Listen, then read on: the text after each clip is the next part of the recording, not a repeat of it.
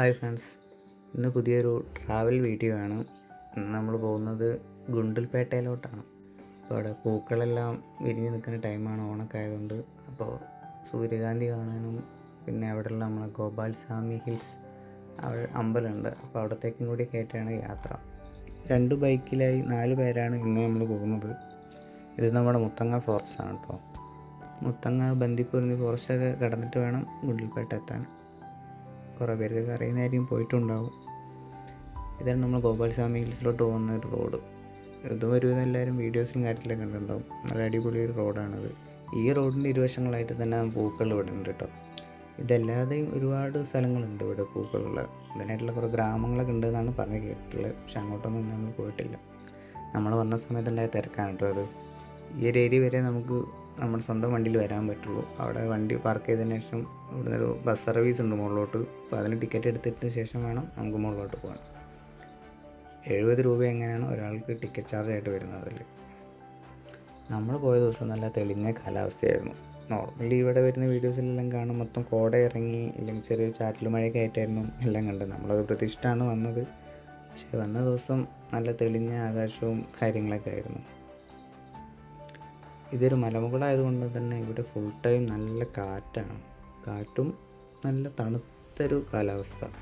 കോടയൊന്നും ഇറങ്ങിയിട്ടുണ്ടായില്ല, എന്നാലും നല്ല തണുപ്പുണ്ടായിരുന്നു. ഈ ഒരു ഏരിയയിലൊക്കെ ശരിക്കും ഒരു ആന എപ്പോഴും വരാണ്. ഒരു കൊമ്പനാന ഉണ്ട് ഇവിടെ.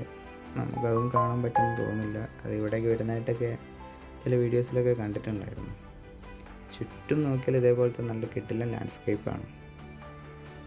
ഫുൾ പച്ചപ്പ് നിറഞ്ഞ് കിടക്കുന്നൊരു മലനിരകളും കാര്യങ്ങളൊക്കെ ആയി അടിപൊളി.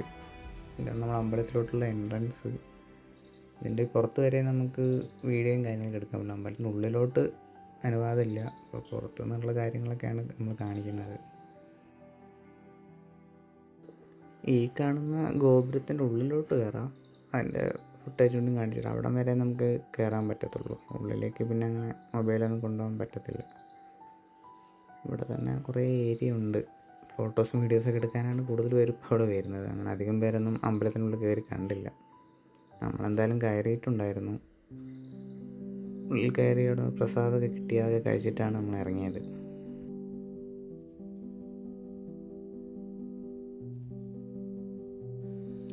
ഇവിടെ വന്ന് നിൽക്കുമ്പോൾ ഒരു പ്രത്യേക ഒരു പോസിറ്റീവ് വൈബാണ് നമുക്ക്. ഇവിടെയൊക്കെ എത്ര നേരം ഇരുന്നാലും നമുക്കൊരു മടുപ്പൊന്നും തോന്നുന്നില്ല. ഒന്നാമത്തെ കാഴ്ചകളാണ്.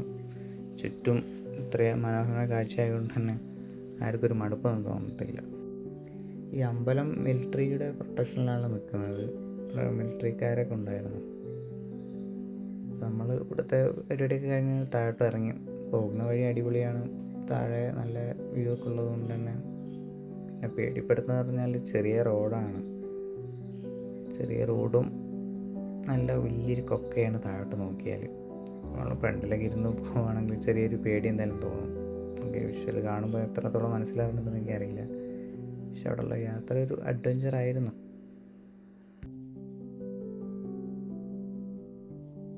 പോകുന്ന സമയത്ത് ബസ്സിൻ്റെ സൈഡ് സീറ്റ് കിട്ടിയില്ല. അതുകൊണ്ട് കയറുന്ന വീഡിയോസൊന്നും അങ്ങനെ എടുക്കാൻ പറ്റില്ല. തിരിച്ചു വരുമ്പോൾ നമ്മൾ ആദ്യം ഓടി വന്ന് സൈഡ് സീറ്റിനെ പിടിച്ചതാണ്. അതാണ് ഈ വിഷ്വൽസൊക്കെ എടുക്കാൻ പറ്റിയത്.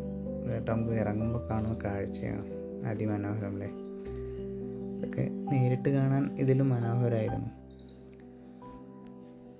ഇവിടുന്ന് പോകുന്ന വഴിക്ക് വേണം ഇനി സൂര്യകാന്തിയും കാര്യങ്ങളൊക്കെ കാണാൻ കയറാൻ. വരുമ്പോൾ നമ്മളങ്ങനെ കയറിയില്ല. ആദ്യം നേരെ ഇങ്ങോട്ടാണ് വന്നിട്ടുണ്ടായിരുന്നത്.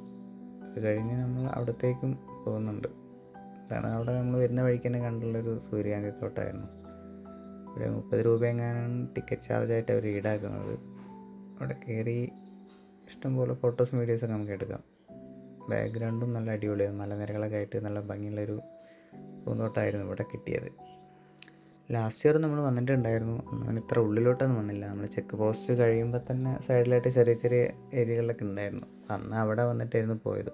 അപ്പോൾ ഈ വട്ടം കുറച്ചുകൂടി ഇങ്ങനെ ഉള്ളിലോട്ട് വന്നുകൊണ്ട് കുറച്ച് വലുതായിട്ട് കാണാൻ വേണ്ടി. ഇതിലും വലിയ പാടങ്ങളൊക്കെ ഇവിടെ ഒരുപാടുണ്ട്. നമ്മൾ അങ്ങനെ ഒരുപാട് അന്വേഷിച്ച് പോയതൊന്നുമില്ല. ഇതിങ്ങനെ കണ്ടപ്പോൾ ഇവിടെ കയറിയെന്നേ ഉള്ളൂ.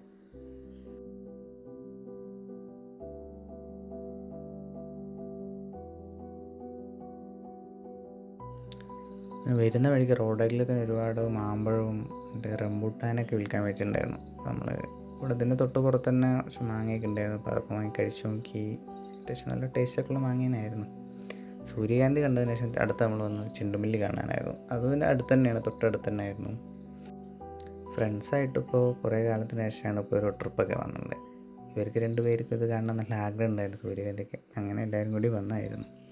ഇത് നമ്മൾ വരുന്ന വഴിക്ക് കണ്ടതാണ്. ആനിമൽ സൈറ്റിംഗ് ഒന്നും കിട്ടിയില്ല എന്ന് വിചാരിച്ചിരിക്കുന്ന സമയത്താണ് ഈ ആനക്കൊട്ട നമ്മൾ മുമ്പിൽ പെട്ടത്.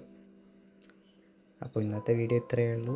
അടുത്ത വീഡിയോയുമായി കാണുന്നതുവരെ ബൈ.